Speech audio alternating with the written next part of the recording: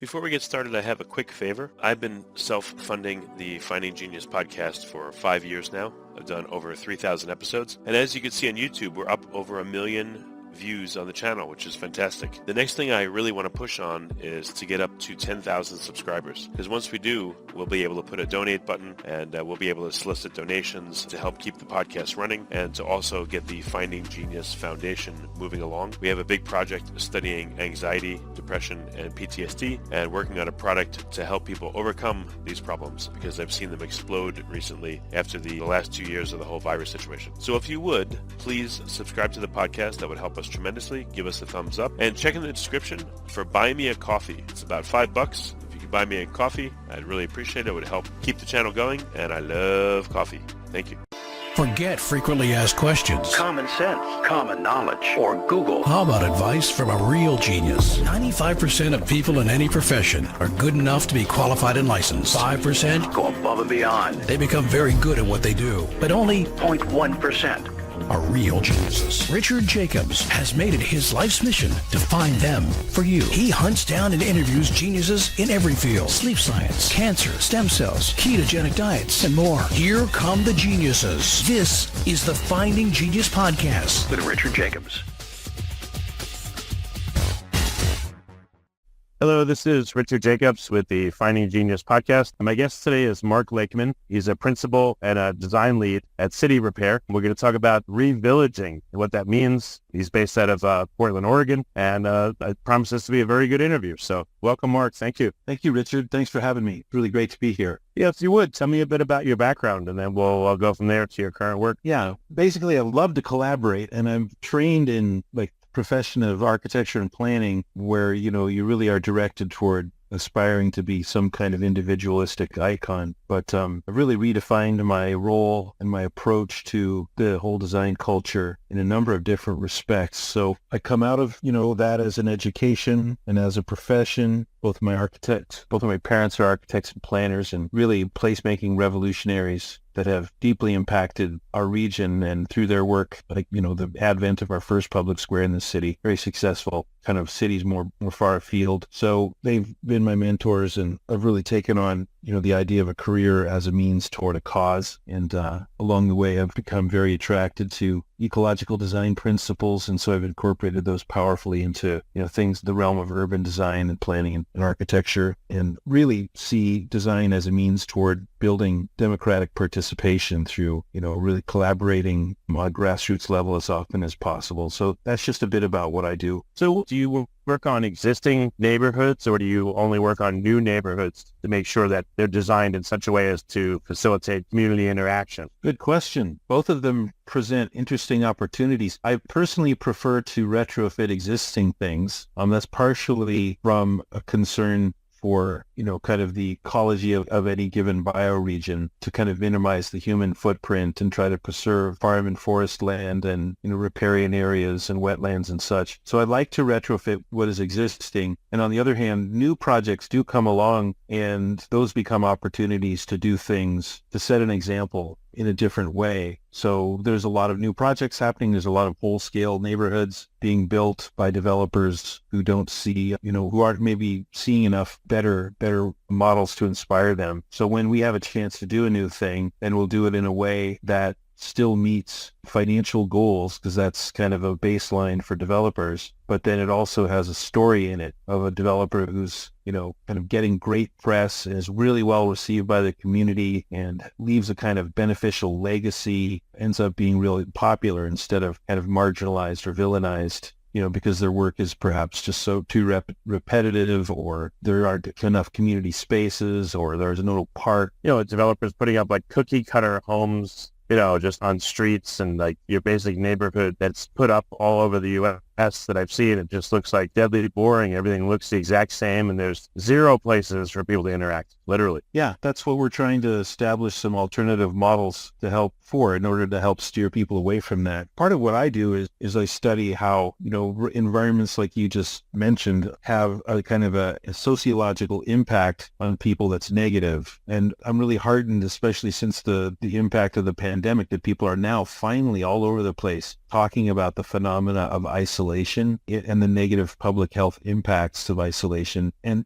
basically when you have developers that are creating cookie cutter environments of hundreds or thousands of homes, and yet they're not creating any kind of like walkability in that neighborhood, so you can go to a community space or a library or a park or any kind of civic space, then people don't have a reason to get outside and they feel alone and isolated. And it's just kind of really paradoxical because you have thousands of people living all in the same place, all sharing this experience of being isolated and feeling separate, and yet they're all right there within, a stone's throw of each other. It's kind of like your neighborhood is a jail, but you can leave. But when you're at home in your neighborhood, it's like being in your cell in jail, I guess. Very much. And I'm glad that you put it that way. Frankly, a lot of the work that we do across the United States begins by helping people cities by city, town by town, to understand that they do live in the Roman colonial grid, and it is the framework of westward expansion and manifest destiny as adopted by the Continental Congress in 1785. It's, the intention was to expand across the landmass all the way to the Pacific Ocean, and they decided they needed a framework for establishing how it would be laid out. So in the larger sense, the geography is organized according to gigantic squares and regulating lines that run the Cartesian grid, if you will, but,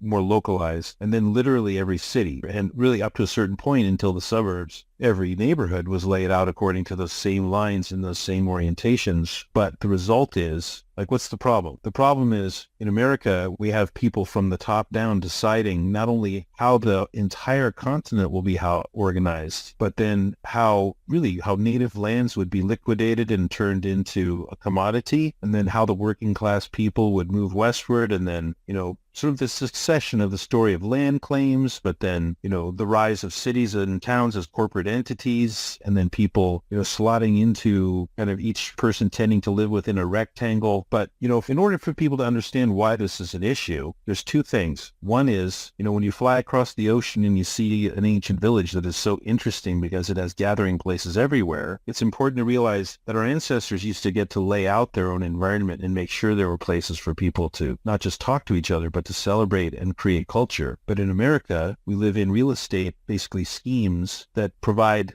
in some cases, not one single freaking community space. So in America, we literally have the fewest community gathering places of all first world nations as a consequence of the fact that we're laid out as a real estate development at least from the Mississippi River all the way to the Pacific. Well, one question, we'll get into what it means to re-village the place, but when you do this work, is it expensive to maintain? Does it need an HOA to maintain it? Interesting. Yeah, good question. Well, certainly when we're doing work of retrofitting neighborhoods, there has to be some kind of organizational structure or, social architecture that makes sure that people remain engaged and they take care of whatever we create. So, in the case of the neighborhood where I live, we've been doing this the longest in the city of Portland, 28 years. And what we've done, first of all, it had to be enabled by a change in city ordinance and a change of mentality by the Department of Transportation that would enable us to be able to transform street spaces and intersection spaces into community spaces. So we had to make case to them. Basically, they weren't receptive. We moved ahead anyway, and we were able to establish functional prototypes that, are replicating madly across not just Portland, but across the whole country and to other countries too. And the sense of it, of course, is that people do want to participate. They do want to create. They want to have a multi-generational culture. They want to have a way to engage their kids. And, all of that engagement results in a safer neighborhood, a more expressive and creative culture in that neighborhood that can solve its own problems. So inevitably, I guess the short answer to your question is that inevitably a group of people cohere around these projects, and then you hope that some kind of social architecture, persists through time that takes care of it. In the case of this neighborhood, this is one of the craziest things to say ever in the United States, but in 28 years, we haven't had a single community level conflict that has, caused our organizing, team to kind of fracture and fall apart. 28 years. There's a lot to say about why, that I have to say about why I think that is happening here. But fortunately, the whole project persists and thrives because there's a culture of people that strongly identify with it. And that's a challenge because most Americans do move every 4 to 7 years. That's the average. But we have families that after having installed our community project literally in the middle of a street intersection and on all the corners around it, nobody moves anymore from this neighborhood. You have people who have always lived here, who then grew up and that had kids themselves. So that's some serious stability that enables a lot of things to happen. Yeah. Well, tell me, what are some of the things that you've done in your area? What's changed? Yeah. Okay. Well, first, let me say the basis for the answer is, we look at the kinds of spaces, the kinds of features and functions that people create in really great villages across the world. And then we look at our neighborhood and we ask ourselves, how can we retrofit our neighborhood to have those features and functions? So really, the answer to your question is we create a parallel for every kind of thing that the healthiest villages in the world have. So they have, as opposed to an American that has to get in a car and leave their home and go elsewhere to earn their livelihood, we have people earning their livelihood right here. So early on, this doctor had made so many friends through our process that she could localize her office back to her own house. So she transformed her whole living room into her medical office. And then she added another room for their living room. We have a family that opened up a nursery school for kids, and they called it a zero carbon nursery school so that only families who came from within walking distance would be able to go to the school. It's called For myself, I started to get commissions from neighbors who wanted things like accessory dwelling units or home additions just right away, as soon as we started to do this. People were like, people started to learn what each other does for a living. And, then people realized as friends that they wanted to support each other. And so they started to ask to work together. So,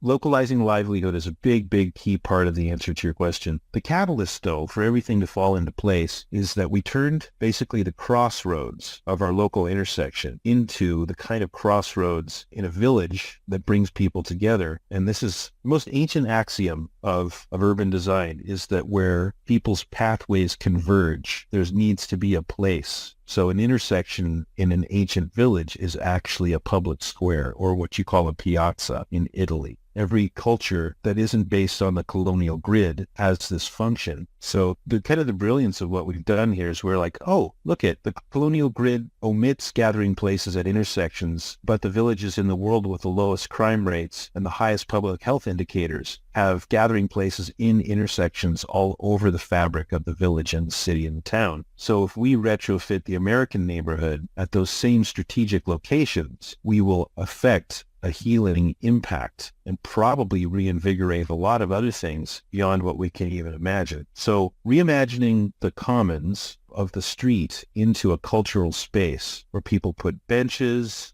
kiosks, and native plants, butterfly gardens, playgrounds, artistic expression of all kinds, and particularly like a public square, is really key to everything else that we do. And then the interior of the blocks, like in a robust village, on the interior of a block, you would tend to have courtyards, shared open commons, shared play areas for children. But in the typical American city, everyone has their own separate backyard and don't find anything in common on the interior of the block. So that's another thing that we do. We reconsider, in urban design lexicon, the block is called the insulae. So where the homes are kind of clustered, that is called the insulae. So the grid omits open space in the insulae. But in our work, we open up spaces. We take down fences. We put in gateways to connect people. We put in pathways that run diagonally through the entire block so that people will actually have a way to connect with each other internally. And that's revillaging right there. So one of the most wonderful things is I can tell you in 28 years, I have almost no idea what everyone's been doing on the interior of the block because they work that out with the neighbors that they're immediately adjacent to. So if they wanted to put in a gate or take down a fence, create a shared garden or something like a native plant hedge or tree houses or swings or things like that, that are just, these simple things. Everybody loves them. They just work that out, and it doesn't require any meeting or anyone else's consent. So a lot of this is quite organic and rather spontaneous, which is the best kind of stuff. Who wants to meet, for hours and hours and hours just to do a simple task? All right. So what happened in your neighborhood? Like, how many intersections did you change, and what did you do to one of them? What's an example? Yeah, in my neighborhood, we've got about 4 intersections, and personally, I think we need about 30 to 40 of them to really get the effect that we want. But these projects start off with gathering a group of people around a potluck and deciding together what people love about their community and what they would like to change about it. And then we look at a specific site like an intersection and we ask ourselves, how can we start modeling in that location this impact that we want to have on the whole neighborhood? So, when you look at what we've done, you'll see little libraries. And incidentally, in my neighborhood, this is the location of the very first little free library among all the ones you've ever seen in the world. They started in this location. And I'm mentioning that because that's enabled me to be in a position to watch how a simple, accessible prototype, literally built, the first one built by children, can actually replicate madly, if you do it right. So we started off just working with kids to get them outside, put tools in their hands and teach them how to hammer something. In the case of these 2 kids, they were getting yelled at every day by this really abusive foster parent. So I wanted to work with these kids and get them outside and get them away from that abuse and just help them to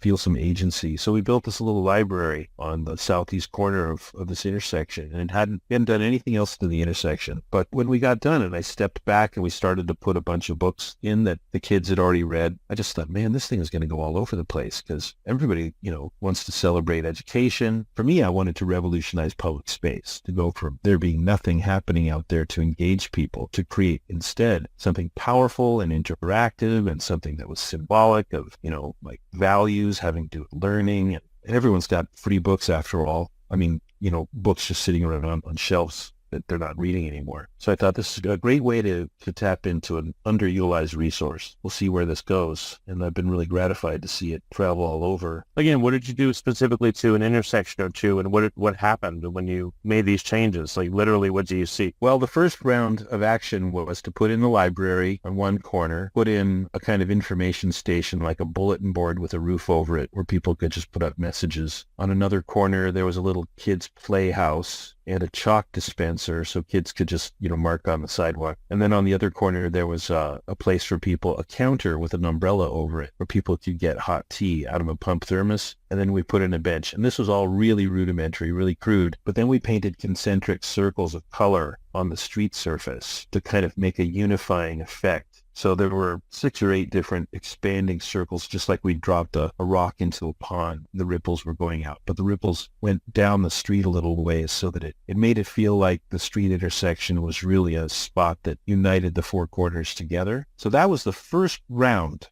And that's when we got in trouble. A real estate agent reported us to the Department of Transportation. Now, it's important to note that we actually called the Department of Transportation first to float the idea. They said it was impossible. And so It's impossible to do what? it was impossible to paint the streets or put anything on the corners. And they literally said, because that's public space, you can't do anything with it. And we were saying, well, the whole point of what we're doing here is we're trying to create a feature that we believe every neighborhood should have that enables people to actually interact and create with each other. We tried to talk to them about urban design. And they said, well, look, we're just transportation engineers. Don't talk to us about this stuff. This is not part of our purview. And we said, look, you are in charge of the majority of the public space in the city. And at the very least, if you start to see that before cars existed, it was actually used as a cultural space, you could actually have more fun with your work. You could actually have more creative expression. Work. You can expand the scope of your impact. And they said, oh, don't try to mess with us. But I'll tell you, Richard, 28 years later, the Department of Transportation in Portland is exporting this same philosophy to cities in USA and Canada and in other places in the world, because we ended up being right. They love this. They hire their, the director of the department in order to be a facilitator of community placemaking in the streets. And yeah, we're just trying to solve some problems. So What have you noticed now that you've changed the intersections and, some of the streets in your area? Are people, they having like organized gatherings? Are they just hanging out there? Like, what does it look like? Well, it's from the local to the global, the impacts that we've been able to see. The local is that people interact there every day. Certainly during the day when a lot of people are off at work or kids are off at school, there's only a limited amount of stuff, but you always see moms with kids bringing their kids to the space. The kids play on the corners. We have this whole clubhouse full of toys, and the toys are all just there like a library of toys. Kids pull them out. There's swings there. There's all kinds of features for the kids to see and play with. And of course, everybody wants the kids to just see a space that's kind of unusual like that. So you see it being used every day. And then after school, kids go there to play. On the weekends, well, actually in the evenings, adults go. They're out strolling. They stop. They look at the books. They get some tea. There's places to sit. There's a couple of pavilions on the corner now. Everything's permanent now. Everything's permitted and permanent. It's all been legalized. We did have a little bit of a run-in, but it was quickly legalized. So everything got to scale up and be permanent. So the effects are that everybody around here for block knows each other. The whole neighborhood has embraced what we've done. The governor of Oregon came to the intersection and gave us a special placemaking award back at the beginning of the placemaking movement. The governor recognized that we had done something unique that should really happen all over the place. Great. So then we get these tour groups. We get tour groups coming from everywhere, especially Japan for some reason, all the way across the Pacific Ocean to see what we've done. I actually accommodate 18 Japanese people in my house every year who come to Portland and want to tour around and see the things we've done. So yeah, I think every neighborhood pretty much has some feature that we've helped them to create. There's 95 neighborhoods, and this little project we did has become an annual citywide barn raising event. So every year we have as many as 45 neighborhoods at a time participating. They all come to a meeting. It's a big potluck, big community hall. And everyone says, this year we're going to build an outdoor classroom, or this year we're going to reclaim this traffic island and turn it into a butterfly garden. We're going to put in this urban orchard for food security. And so everybody announces what they're going to do. And then we coach them in these weekly classes we teach. We coach all of these representatives of the different communities. Fundraising and public speaking and design. They submit all their designs to us for a comment. And then in the middle of June, you have people implementing all over the city. So we're literally trying to restore the effect of an annual barn raising that unifies the city and creates a whole new community infrastructure. That's really cool. Thanks. What different features worked really well, maybe better than expected, and which ones didn't work as well as you thought? Yeah, well, they happen in different realms. There's institutional, governmental, educational, residential, multifamily. There's all these different realms where they happen. So they all kind of have they're all different categories where certain things have been successful. Like if we're talking about an apartment complex, then things that tend to happen there are gardens. So families will work with their children to put in a food garden. That's always successful. And then that has to do with some fruit trees and some nut trees too. And you've got all the kids learning how to steward these things and prune the trees and harvest the food and bake pies together. So gardens in apartment complexes is a big deal. I think the thing that's the most successful are the street paintings, because that involves a broad swath of geography every time. And because it's basically like a mural, but it's on a flat surface, you get it done really fast. Nobody's on ladders. Even little kids who can barely hold a brush can help. So you have this massive emotional impact in a rapid period of time. So it's extremely gratifying and very accessible. So there's a couple hundred of those in the city. That's cool. Yeah, those are just a couple of examples. Any other features that are like super popular, or ones that for some reason, which makes no sense, they just don't seem to help? Let's see. Well, I'm just asking you because I'm sure over time you refined this process and you maybe have a library. Like I would think you have a library of different features that can go in, maybe to help spur, brainstorming on what could be done. But you also probably have experience on what's worked like phenomenally well versus just okay. Yeah, the stuff that's been prototyped when we release a document every year to the communities that are inquiring, there is a whole library or a menu of things that are easy.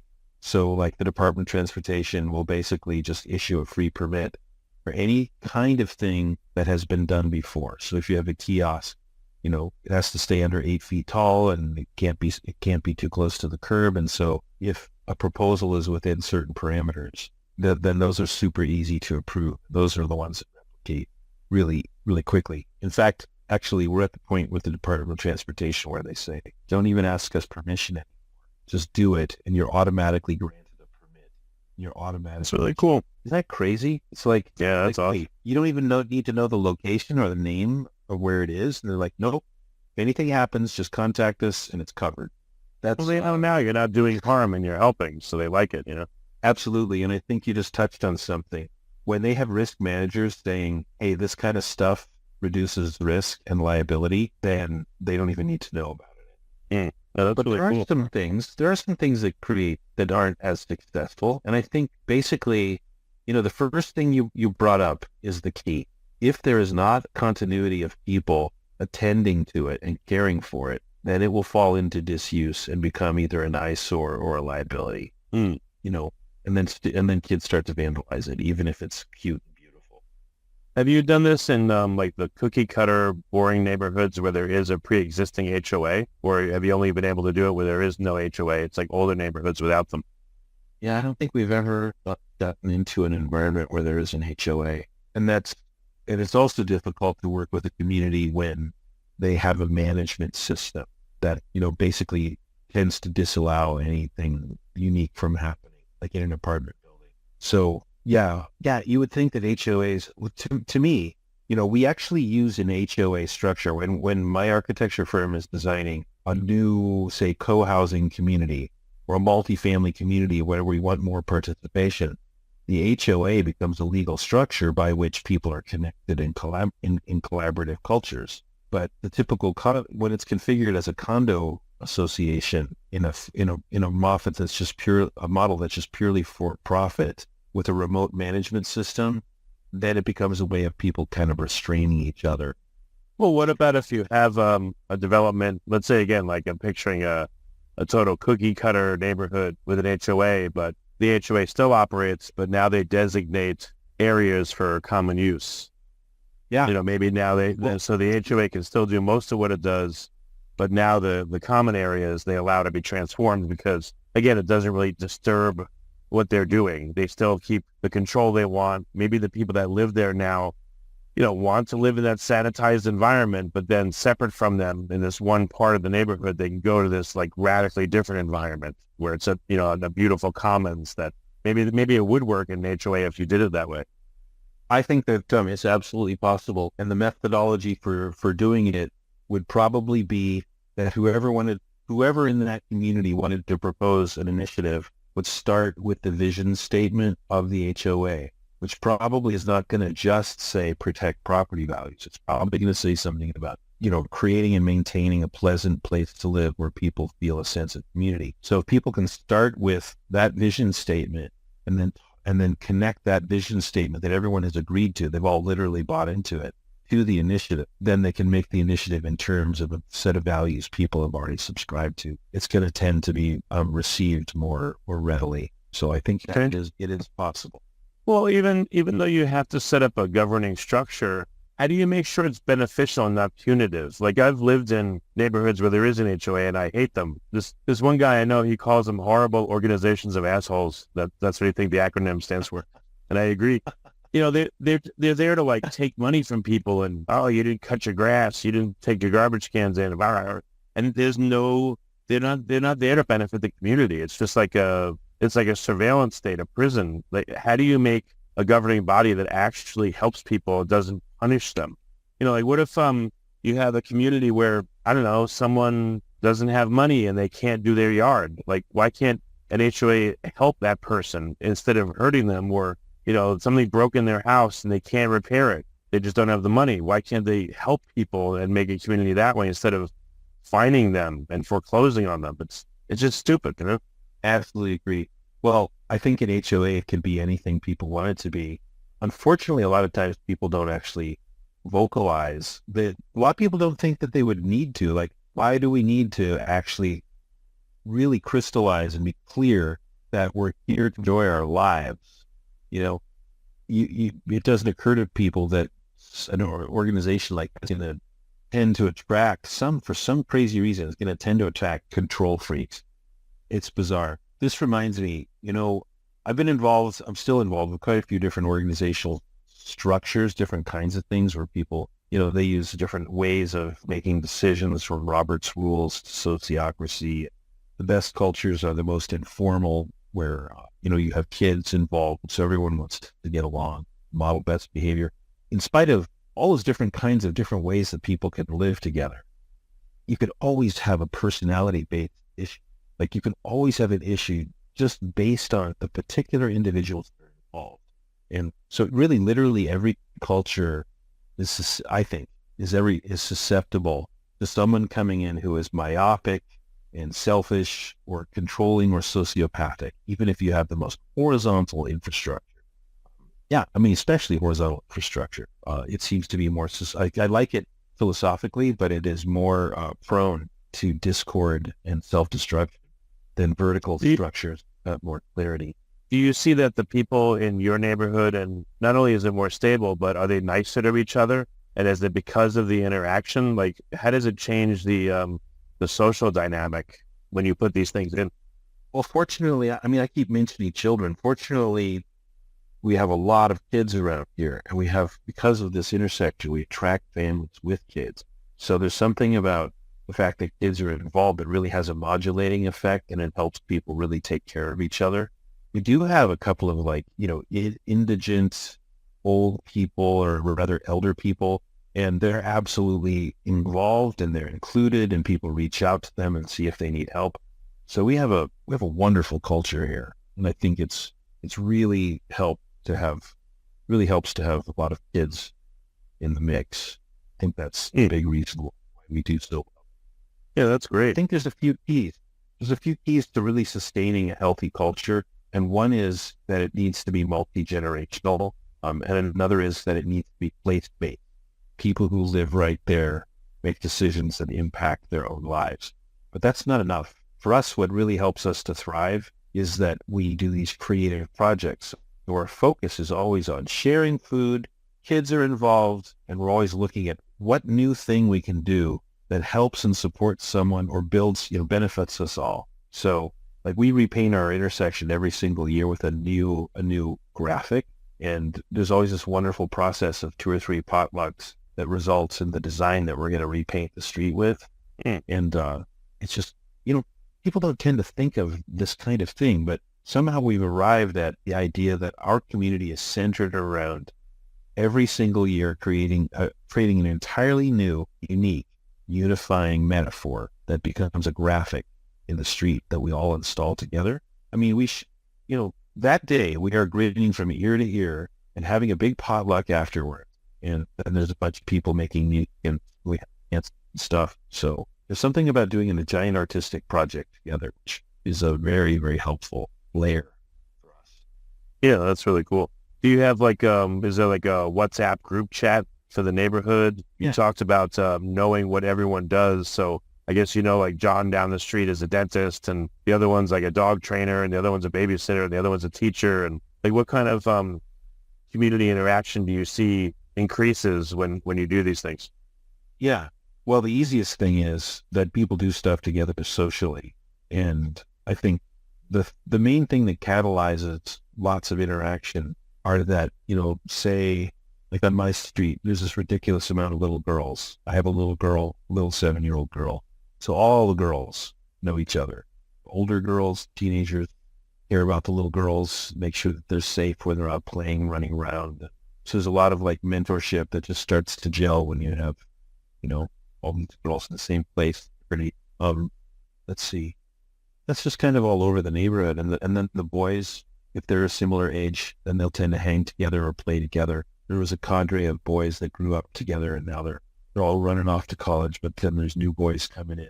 So I think that the closest edges that families have are when the kids start to interact with each other, and then that pulls the adults together. I know 4 families that do this annual river trip together. They go rafting together, and their kids brought them together, and then they all decided to go camping, and that led to rafting. So they have their own kind of subculture, but there's lots of opportunities. You got birthdays happening. So certain special events bring people together here. If a baby is born, stuff like that, people, if somebody new does move into the neighborhood or somebody dies, then everybody talks to each other and they reach out, bring flowers. So those kinds of life cycle events become occasions. When everybody knows each other, then those things tend to be a unifying moment that helps people see each other again. But I think, one of the most important things is working together and tapping into each other's services. And we do see that. I would think there's a lot less crime, too.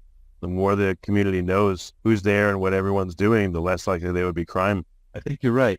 I think we have, here's an interesting factoid. We've had this intersection out there with a little library and all the little features I've been mentioning for 28 years, and it's never once suffered one incident of vandalism in all that time.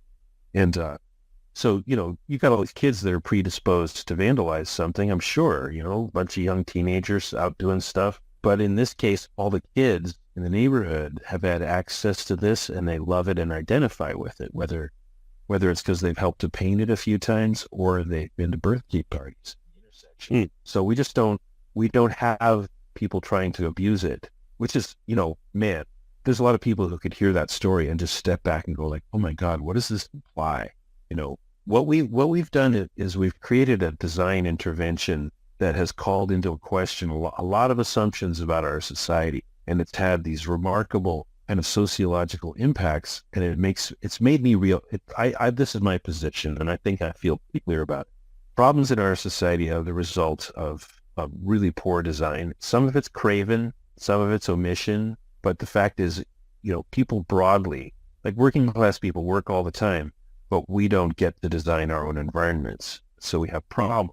Kids are people live in isolation. There's all these things that we suffer. So our theory is that by re-engaging people at the local level and giving them a taste of agency with other people, we stand to address tons of issues about our society that probably are happening just because we're disengaged. So we think maybe we can heal the society. I mean, you've got to think big. So we're thinking big and trying out ideas locally to see if these ideas can have the impacts we hope for. Yeah, that's great. I mean, I guess a well-created community would have its own immune system to people that would want to harm it through violence or vandalism or whatever it would be. And again, it's also like an immune system against loneliness and disability and all those things. It's a lot, it's a lot of things that are positive about it. Absolutely. Yeah. Okay. Well, that's why I say place-based seems to be key. When people are making decisions about the environment where they live, then they'll tend to make more integrated and appropriate decisions that have with a lasting benefit. What would be needed for this to suddenly take off, where like a vast swath of neighborhoods convert and put these features in, where like a large part of Portland changes over, where it's all village type neighborhoods like this? Well, okay, so I got two answers. And one is, in order for it to fast track and happen, if we had like the most powerful political champion in the city who took it on as a central program or central focus of a platform for their administration, it could happen rapidly. The Department of Transportation was directed by a city commissioner a few years ago to start creating these gigantic neighborhood bikeways that cleave through neighborhoods and create safe streets. And then they started to stack all of these wonderful right-of-way innovations onto the same streets. So you could see how awesome one street could be if you had community spaces, benches, kiosks, bike infrastructure, bike lanes, speed bumps, bioswales for handling street runoff, wayfinding signage, native plantings, and all these things in one place. Like, how marvelous can it be? And, so that kind of inspiration has led to real projects, whole amazing expanding infrastructure. That then is self-replicating throughout the state and then, throughout other states. So if we had a political champion who could put some muscle behind it, some staff and real funding, and do it in partnership with the communities so that they were having to lay down their own matching forms of capital, especially including volunteer hours, then it would happen all over the city. That's my dream. But in the meantime, because we haven't necessarily got a really active champion, they're all saying yes. I mean, let's be clear, like our mayor and our city council, they're in full support, and the Bureau of Transportation is dedicated to it, but it's all run by the communities that initiate it. Now, if we had a champion to help the whole city to understand how important it was, then that would be a game changer. What do the adjacent neighborhoods do? Are they affected at all, or they're unchanged? Yeah, the other neighborhood. So I'm in Southeast, and we have these 7 different quadrants of the city. Adjacent neighborhoods, depending on their character, the issues that they have, are doing varying degrees of the same amount of stuff. I mean, same kind of stuff. So outer Southeast has more isolation and fewer resources. So they don't have as much of it going on. More inner city neighborhoods that have a mix of, single family residences with commercial, those are the hotbeds where this kind of work is happening all the time. industrial areas where people don't really live and they don't really identify with it. They all go home at the end of the day. There's almost nothing happening, except in the beer halls. They're getting creative with public space because they really identify with the community and these issues. So But what about like right outside of your neighborhood, like the next block over, let's say, that doesn't have these features? Are you noticing anything? I mean, I don't know if anyone's looking, but are you looking just outside your neighborhood to literally things that are adjacent to it? And are they being affected by what you're doing? 2 blocks away, we have another one of these. And then 6 blocks away, there's another one. And then 15 blocks, 20 blocks, that kind of thing. Not nearly the saturation that I think we actually really need. But then it's happening in the other neighborhoods. I would say every single neighborhood, there's 20 neighborhoods in the southeast quadrant. And I think every neighborhood has at least one of these now. So there is stuff happening. And Portland has a really strong sort of shared culture in a lot of respects. Like everybody wants native plantings. Everybody wants ecological restoration. So you see people initiating restorative projects and native plant systems kind of all over the place, voluntarily, self-funded, that's for sure. That one travels through. Reinvention of residual spaces like along train tracks or traffic islands, between streets. Those are being reclaimed by neighborhoods all over the city and turned into at least native plant environments, if not community spaces. So what do you see as the future of your work? What do you think you can accomplish in the next 5 years? Great timeline. Well, what my hope is kind of in relation to the timeline of carbon reduction. I think in order for us, like supposedly we're doomed after 2030, like the damage is irreversible to the biosphere. So my hope is, and this is what we're talking about as an organization, because now all of this is organized by a nonprofit, or it's facilitated. Every neighborhood does their own work, but there's a central nonprofit that facilitates it. And at that level, we create an answer to your question, where we're visioning how to get to a better world through our own timelines and our programs. So we want a fundamental transformation in the city. And we know that at the neighborhood level, it looks like people deeply engaged in their own communities, growing food everywhere, with fewer people driving cars and more people localizing their careers with where they live into a revillaging effect. So people being powerful where they live by having an integration of living and working and having much more time with their children and really like being able to solve their own local problems. So we end up needing, fewer like firefighting and police infrastructure and government oversight and less bureaucracy because people are more engaged in their own lives. That's the vision. But then, of course, that has to be facilitated by by a bureaucracy that sees itself as the community and political leaders that don't see a distinction between the community and their own interests. So that political transformation, that's something that we've been working on and envisioning. And I think this is actually a magical thing to talk about. From the very beginning of the project, because I was the son of the founder of our urban design division in Portland, I've always seen the people inside of the bureaus as being human beings. Because I got to play with their kids when I was little. I got to hang out with the adults in the planning bureau. And sometimes I get to color plans and documents and stuff as a little kid. So I've always aspired, not like I needed to be a genius to do that. It was just like, well, that's been my socialization. I see the people in the city government as human beings, even if they think of themselves as disinterested bureaucrats. I think the humanizing of the system is essential. And our projects, because they're so local, but they engage like legal structures and political leadership, we've managed to create a linkage that runs vertically through the hierarchical system that tends to result in horizontal behavior at every level of the vertical structure. That's resulting in more holism in the city leadership and bureaucracy.